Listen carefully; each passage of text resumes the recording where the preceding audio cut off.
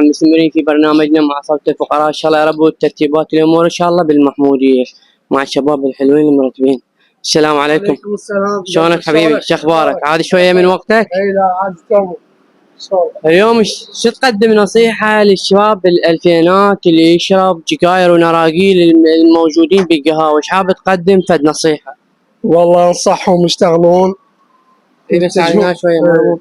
ايه يشتغلون يتعبون من وقت على مود يكونون مستقبل.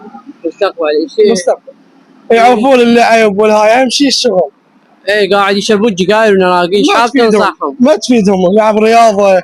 ايه اهم شيء الرياضه، اهم شيء الرياضه، ويعوف النرجيله ويتجه للشغل. يعني اهم شيء يحافظ على صحته. عاشت ايدك.